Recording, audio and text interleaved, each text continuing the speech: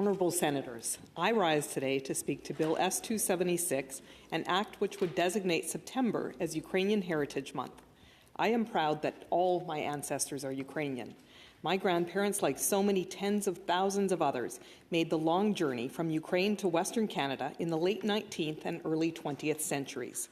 Canada now boasts a huge and thriving Ukrainian-Canadian population of 1.4 million, the second largest diaspora of Ukrainians in the world.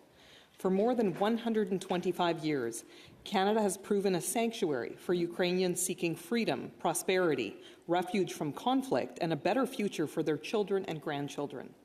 The rich heritage of Ukraine, with all her food, music, language, and religious and cultural traditions, is woven into the tapestry of Canadian history and society. Ukrainian Canadians have contributed greatly to Canadian life and culture.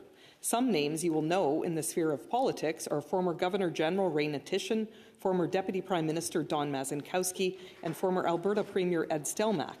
There have been sports heroes, including my first favorite hockey player, New York Islanders superstar Mike Bossy. And who can forget the great Wayne Gretzky? Ukrainian-Canadian contributors to Canada's arts and entertainment world are many. Painter William Kurelek, actress Tatiana Maslany, musician Chantal Kreviazek, comedian Luba Goy, and television personality Alex Trebek are a few of the more well-known examples. Many of these Ukrainian Canadians have ancestors with stories similar to those of my own family, making the long trek across the ocean from Ukraine to Canada in pursuit of freedom and a more prosperous future. Ukrainians emigrated to Canada in three major waves in the late 19th and early 20th century. The first came in the 1890s, many emigrating from Western Ukraine to Western Canada, where land was advertised as free and plentiful.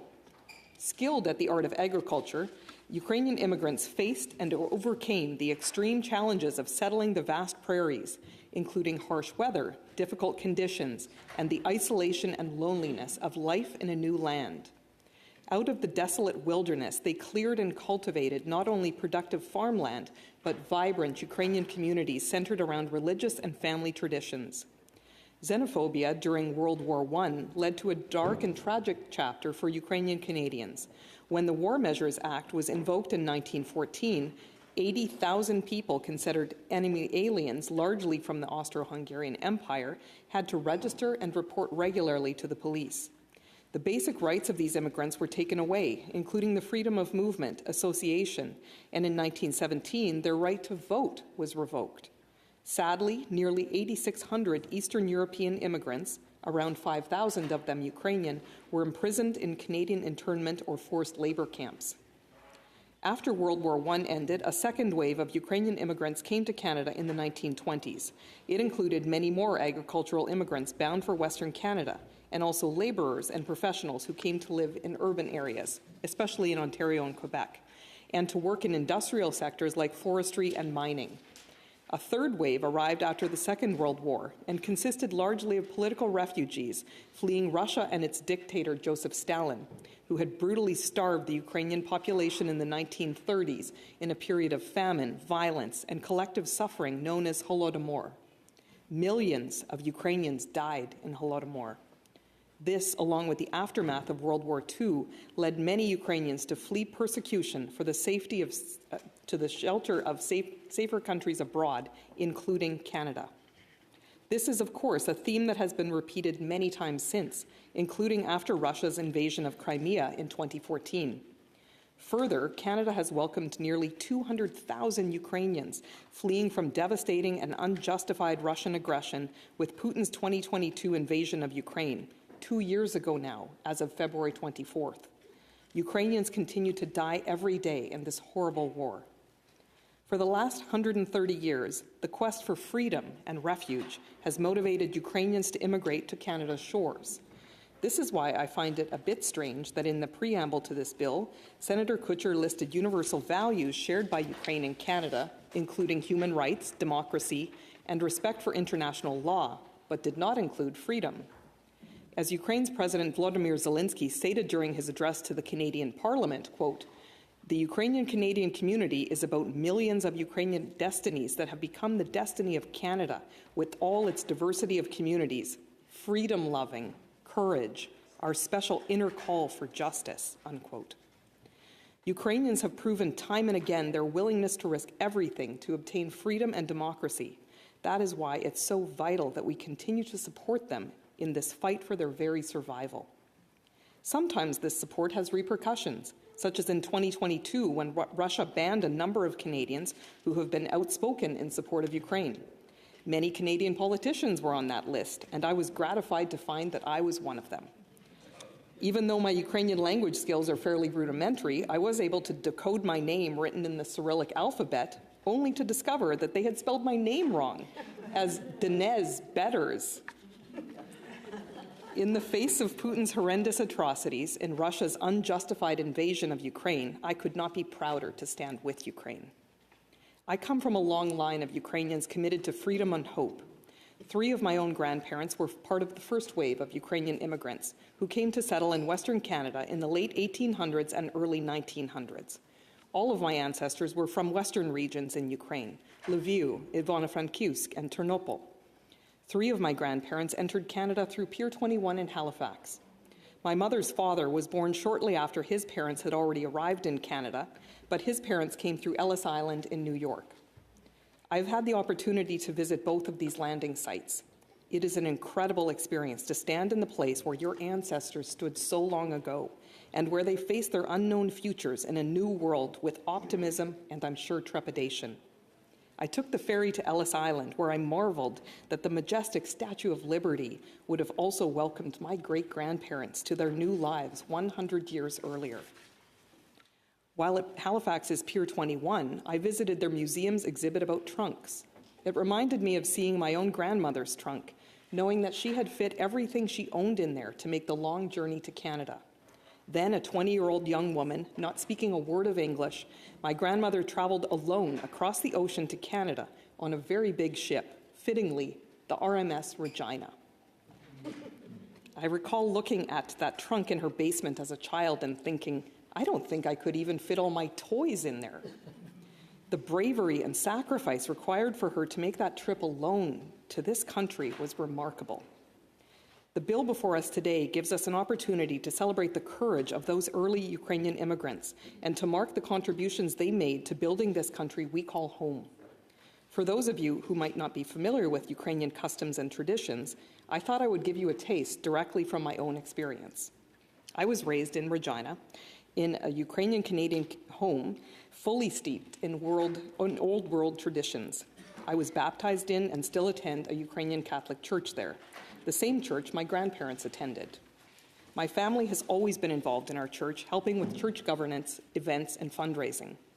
The church held an annual Christmas concert with an appearance by St. Nicholas every year, who was on hand to give the good kids candy. Religion is central to Ukrainian-Canadian heritage. Major life cycle events, whether joyous or sorrowful, are linked to Ukrainian Catholic and Orthodox churches. The masses are very long, and of course, when you're a child, they seem even longer. The complex liturgy is often matched by the elaborate decor. Ukrainian churches convey a sense of mystery and awe with glorious singing and beautiful domed ceilings stretching to the heavens. Our church has intricate wooden carvings, including the beautiful iconostas, which separates the altar from the rest of the church.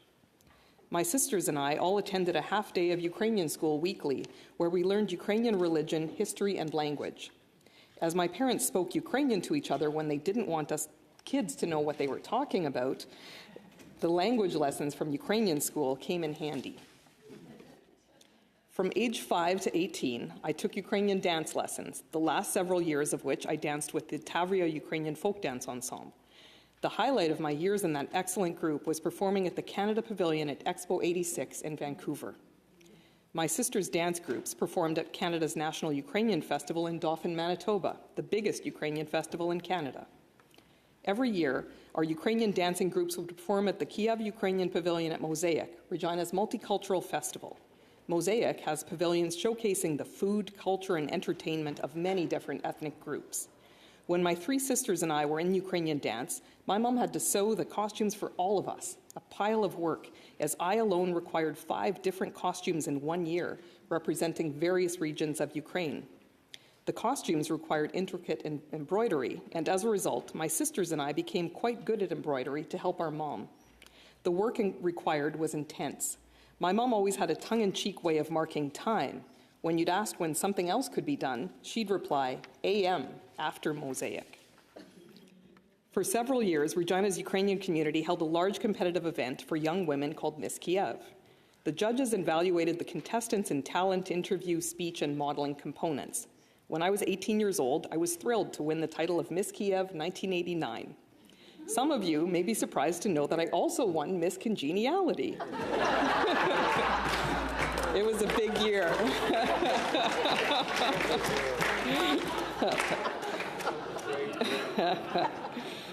In the 2 years that followed, I served at the Kiev Ukrainian Pavilion as youth ambassador and as a youth member on the Ukrainian-Canadian Congress Executive for the Regina branch.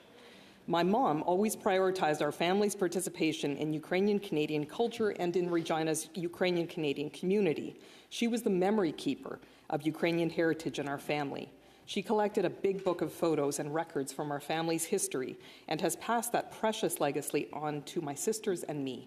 I will always be thankful for my mom's commitment to ensuring we valued and celebrated our Ukrainian heritage. Honourable Senators, I'm sure you'll appreciate that family celebrations are a huge part of Ukrainian-Canadian culture.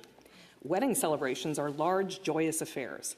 At the ceremony, the bride and groom are crowned with wreaths, symbolizing the crowns they will wear in the kingdom of heaven.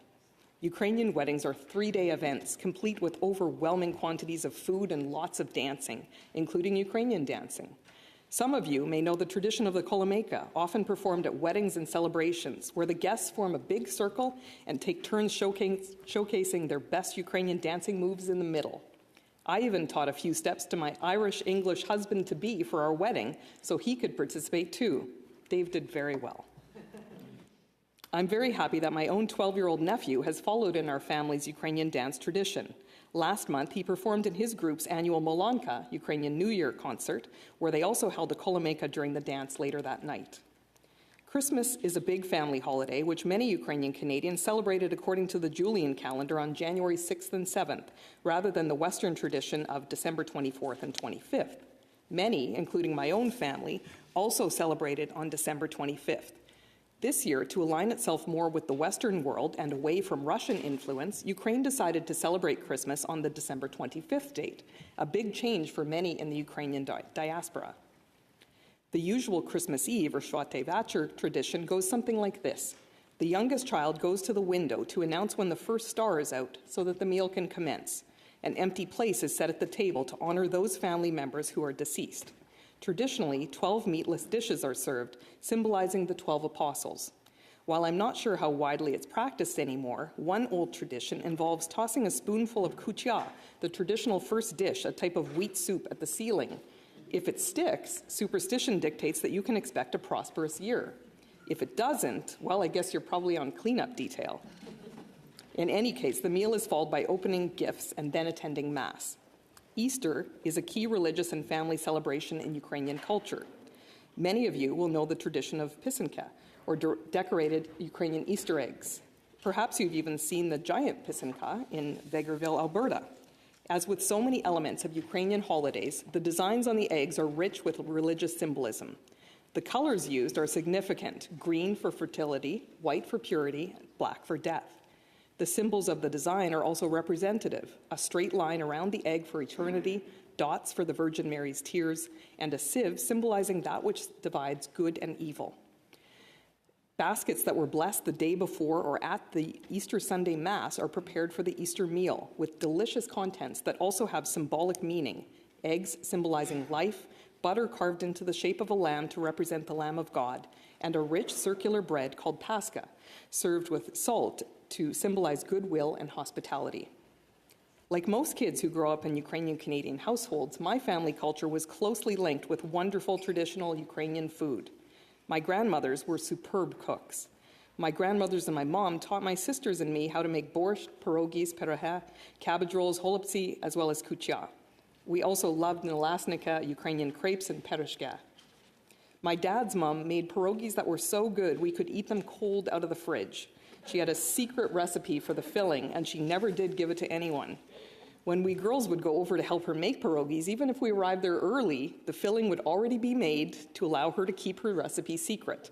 We were only allowed to form and pinch the pierogies closed. She was a crafty one, my baba.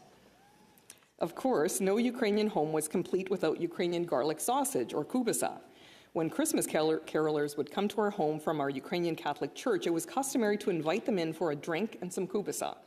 The Ukrainian Co-op, a staple in the Ukrainian community for decades in Regina, still has its own smokehouse to make their sausages. It's a great day when you can drive down 11th Avenue past the Ukrainian Co-op, roll down the window and smell that wonderful aroma of the sausage being smoked. I always roll my window down, even if it's 40 below. In fact, I just did this last weekend. In 2014, as a senator, I had the amazing opportunity to participate as an election observer in the Government of Canada's monitoring mission for Ukraine's presidential elections. What hit me when I arrived, even though I had never been to Ukraine before, was the feeling that I was home. And the food, the smells, the spices and ingredients in the food, even if not the traditional dishes, were so familiar to me. I felt like I was back in my grandmother's kitchen. All of this was an incredibly powerful feeling. I told the bellman at my hotel in Kyiv that all my ancestors were Ukrainian. He looked at me and then said, "Well, you didn't even have to tell me that." During this awe-inspiring week in Ukraine as an election monitor, I was deeply moved by how the Ukrainian people do not take their democracy and their right to vote for granted. They were so grateful for the right to exercise their relatively newfound freedom. Many elderly women even brought beautiful flowers from their gardens to the polling locations to show their gratitude for the opportunity to vote. Walking along the Maidan, where more than 100 Ukrainians died only 3 months earlier, fighting for that very election, was a profound experience. During my time in the Kyiv Oblast, and especially in its surrounding villages and farming regions, I was reminded repeatedly of my own Ukrainian grandparents. They, like so many others, left Ukraine seeking freedom and opportunity in Canada's wide-open prairies, seeking a better future for their children and descendants. That came full circle for me when I had the unbelievable opportunity last fall to meet Ukrainian President Volodymyr Zelensky when he visited Ottawa. I wore the traditional Ukrainian blouse that had been hand-embroidered by my grandmother right before she sailed from Ukraine to her new life in Canada 100 years ago. And I was able to tell President Zelensky this and thank him for so bravely defending the Ukrainian homeland. It was a moment 100 years in the making. As I sat in the center aisle of the House of Commons, only a few steps away from the Ukrainian president, I thought, what would my grandmother be thinking at a time like this? I think she would say, mission accomplished. She came to Canada for freedom and for a better life for her kids and grandkids. Now here's her granddaughter, 100 years later, a Canadian senator, trying to make Canada an even better country and trying to help her Ukrainian homeland. I touched the beautiful embroidery on my grandmother's blouse and thought about how my family's story was emblematic of so many Canadian immigrant families. I commend their courage and their sacrifice. As we welcomed President Zelensky to Parliament that morning, I was honored to have Conservative Party leader Pierre Poilievre beside me. Mr. Poilievre introduced me to President Zelensky, stating that he was proud to be from Western Canada, where so many Ukrainians had immigrated and contributed so much towards building Canada. Our party and our leader remain steadfastly committed to supporting Ukraine through not only this horrific war, but into Ukraine's future as a strong, free, and sovereign nation. The Conservative Party of Canada has a long tradition of supporting Ukraine. It is important to recall the many firsts achieved by Ukrainian Canadians and for Ukraine under Conservative governments. In 1957, Prime Minister John Diefenbaker appointed the first Ukrainian-Canadian cabinet minister, Minister of Labour Michael Starr. He also appointed the first Ukrainian-born senator, Senator John Natishin, in 1959. John Natishin was the father of Ray Natishin, who would serve as a senior cabinet minister in the Mulroney government. In 1990, Prime Minister Mulroney appointed him Canada's Governor-General. Under Prime Minister Mulroney's leadership, Canada became the first Western nation to recognize Ukraine's independence in 1991. Canada's support for Ukraine was further strengthened under the leadership of Conservative Prime Minister Stephen Harper. In 2005, the previous Liberal Prime Minister, Paul Martin, officially recognized Canada's dark past of Ukrainian internment camps, but the $2.5 million funding commitment for memorials and education on the issue, promised by the Liberals, did not materialize. 3 years later, it was Conservative Prime Minister Stephen Harper who established and delivered a $10 million fund in conjunction with Ukrainian-Canadian partners for education and recognition of that lamentable period of Ukrainian internment in Canada. Canada was the second country after Ukraine to recognize the Holodomor as a genocide in 2008, with a private member's bill from Conservative parliamentarians. It was introduced by Conservative MP James Bazan, sponsored in the Senate by Senator Ronel Andrechuk, and seconded by Senator David Tkachuk, all of them proud Ukrainian Canadians. Prime Minister Harper was the first G7 leader to visit Ukraine after Russia's illegal occupation and annexation of Crimea in 2014. And it was his Conservative government who started Operation Unifier to train Ukrainian soldiers to NATO standards and provided legal support to strengthen Ukraine's justice system and combat corruption. Ukraine still credits Canada for this vital assistance, and the Operation Unifier training is proving invaluable in current Ukrainian war efforts. Prime Minister Harper was a leader in pushing for Russia to be ousted from the G8 in 2014 after Putin annexed Crimea. And in November 2014, Prime Minister Harper boldly admonished Putin at a G20 meeting when PM Harper told him point blank, "I guess I'll shake your hand, but I have only one thing to say to you. You need to get out of Ukraine." It was the Harper Conservative government that successfully negotiated the first Canada-Ukraine Free Trade Agreement in 2015, an agreement, it is key to remember, that continues to this day. Stephen Harper's Conservative government donated military equipment and material to Ukraine immediately after Putin's annexation of Crimea. Canada's provision of Raider-Sat images to Ukraine in 2015 was later, shamefully, cancelled by the Liberals in 2016. In recent years, Conservative support for Ukraine has not wavered. As far back as 2018, the Conservative Party has been pressing the Trudeau government to give Ukraine surplus and retired equipment from our Canadian military, including our light armored vehicles. Earlier this month, our Conservative leader Pierre Poilievre demanded that the Trudeau government send the Ukrainians our surplus CRV-7 attack rockets, which have been specifically requested by Ukraine. Yet the Trudeau government continues to drag its feet, even while the very lives of Ukrainians hang in the balance.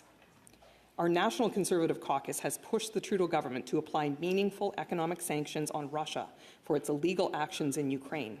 Furthermore, we have called upon the Trudeau government to develop Canada's energy resources for export, particularly natural gas, to reduce the reliance of countries around the world on Russian energy. But the Liberal government has stood in the way on this too. Meanwhile, the Trudeau government appallingly exempted Gazprom turbines from its own export sanctions, returning them to Russia and undermining the international sanctions regime against Russian aggression. In recent days, some have questioned our stance on the carbon tax amendment the Trudeau government has forced into the Canada-Ukraine Free Trade Agreement. Our Harper Conservative government negotiated the existing free trade agreement between Canada and Ukraine. If the Trudeau carbon tax amendment is not accepted, the existing free trade agreement will continue to be in full effect. We tried to remove that carbon tax amendment in the House of Commons, but the Liberal and NDP coalition prevented it. Frankly, I personally find it especially reprehensible that Prime Minister Trudeau would put his personal political agenda and ideology ahead of helping Ukraine, a desperate country fighting for her very existence in the face of Putin's murderous aggression. Ukrainians' raw determination to defend themselves against the odds has spawned a slogan, "Fight like Ukrainians." It is that same dogged persistence, that impulse for self-determination, and that yearning for freedom that has spurred Ukrainians to reach for new horizons on Canada's shores. That fighting Ukrainian spirit was the same spirit that compelled my own grandmother to summon her courage and step onto that giant ship bound for Canada, all alone. And it is the spirit, it is the story of the 1.4 million Ukrainian-Canadian immigrants whose determination and resilience have formed new destinies for generations in this great country. The rich history of Canada and Ukraine are intertwined, our united heritage built on the values common to both cultures, the values of freedom, democracy, and hope. By designating September as Ukrainian Heritage Month, Bill S-276 would give us an annual opportunity to reflect on our shared heritage and the future we will continue to forge together. For these reasons, I hope you will give this bill your support. Thank you. Дякую. Slava Ukraini.